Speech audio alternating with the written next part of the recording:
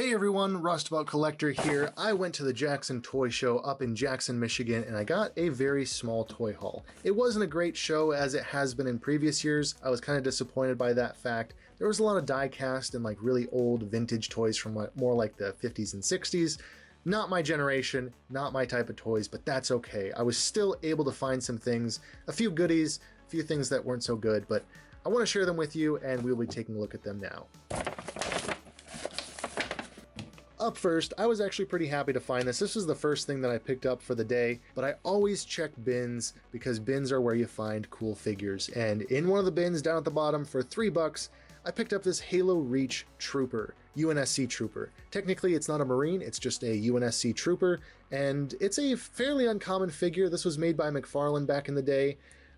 It's not a great action figure. I will be completely honest with you, if you've ever thought about picking up one of these, probably don't, unless you find it for $3 like I did. This one, of course, is missing all of its accessories and weapons and shoulder pads, all that good stuff.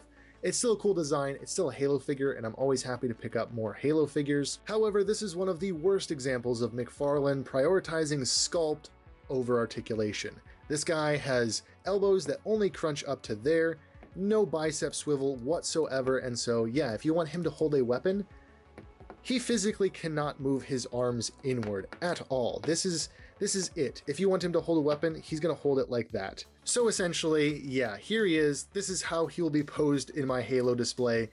That's it. It's a cool figure, and for $3 I'm happy to have it, but man, McFarlane did this line so dirty. I mean, you can't pose this guy at all. Even though he has joints, they're unusable. But this video isn't to complain about Halo McFarlane figures, it's to show off a cool toy show haul, and that's what we're going to get back to. Next up, I did not know that this figure existed, nor did I really need it. I don't collect Marvel characters, I never have, I never will, but I found this 3 3/4 inch Marvel Thanos, and I was just really impressed with it. Something about the paint wash and the sculpting was just really cool to me. And for $10, I figured, what the heck, I'm gonna try a new toy line that I have never really handled, and yeah, that's really it. It's got an interchangeable hand, it's got good paint washing over all the sculpt, it's got a really nice facial expression straight from the comic books. Yeah, I don't know, I will probably not collect more of this line, but I really was drawn to this figure when I found it. I don't know why, I can't explain it, but now I have a 3 3/4 inch Thanos, so that's cool, I guess. Now, after getting this one home, I absolutely regret picking this figure up. I found it in a bin for $2. Initially, I thought it was just missing the visor, and then I was like, oh yeah, for $2, I'll buy a fodder Kashyyyk Trooper because maybe someday I'll find a visor for it. And then I realized it's also missing the belt. So this figure is kind of useless to me. It will go in my fodder bin. I might be able to find a use for it. Maybe someday I'll find one of these that's missing a hand or something, but yeah, it really wasn't worth $2. I just didn't look closely enough when I found it. Next up, I was able to make a little bit of a bundle deal on these 3 figures.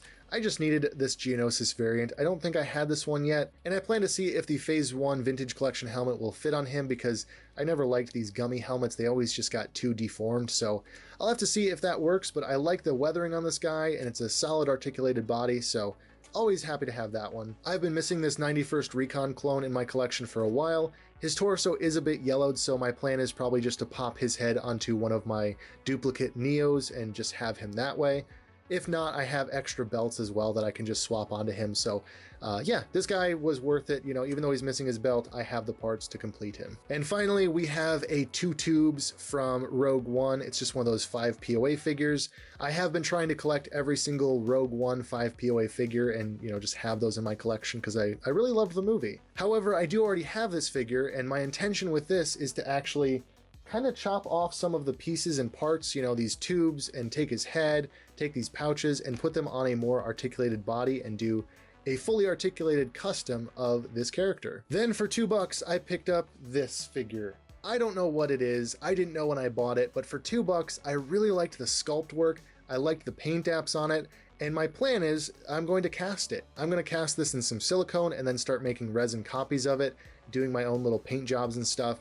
I'm going to fix his weapon as well so that I have a cool sculpted character of my own. I don't know why. I just like it. It feels very vintage Dungeons and Dragons, vintage fantasy. You know, it's got that really retro look to it, and it's just cool. I was able to find, thanks to a subreddit called Toy ID, that this is part of a toy line called Early Learning Center. It is an ogre from that line, and yeah, didn't know that was a thing. So that's one thing that's cool about the bins at toy shows. You can sometimes find figures like this that I never knew existed until I found it and bought it, you know, and then you learn a little bit about the history of it.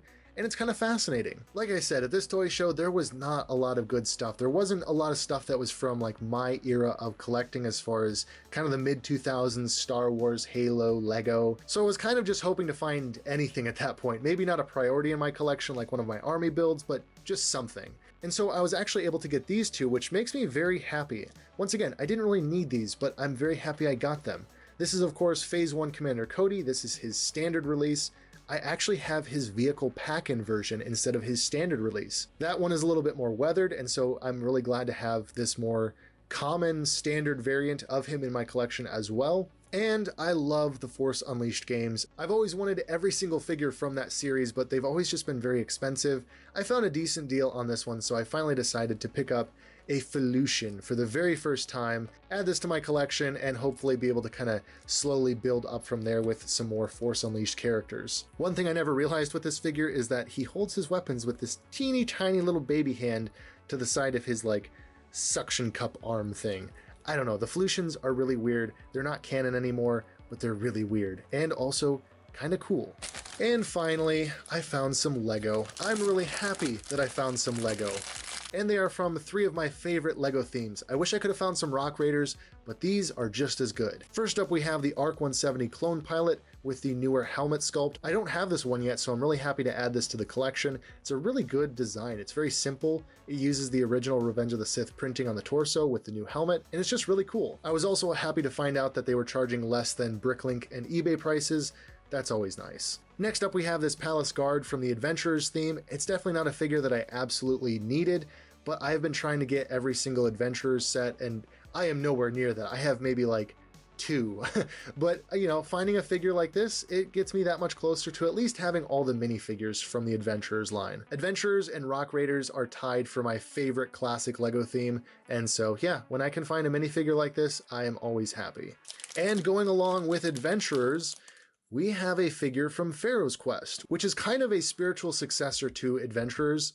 It shares a lot of similar ideas and character designs, and Pharaoh's Quest is another one I would love to have every single set from. Sadly, Pharaoh's Quest only lasted 1 wave, and I think part of it may be because it was called Pharaoh's Quest. If they had called it something generic like Adventurers, then the adventure could have continued outside of their quest for the Pharaoh, whereas Pharaoh's Quest, well, after you find the Pharaoh, what else is there to do? It kind of limits the theme, it limits the line and what kind of sets you can do. So yeah, I love it. I love the sets that came out of it. I have a couple of them and I hope to get all of them someday. This is one of the characters that came in the larger sets and he only came in 1 set, so I'm very happy to get this guy as well. Once again, I got all 3 of those for a pretty decent price, and anytime I can beat Bricklink and eBay prices, that's a good day. So there we have it. That is my haul from the Jackson Toy Show. Overall, I'd say it was pretty good. It wasn't great. There wasn't any real standouts, you know. The Clone Troopers are great, the Lego figures are really cool, but ultimately there wasn't a lot that caught my attention at the show, which is probably good. It means I didn't spend a lot of money, which I probably would have if there had been more selection.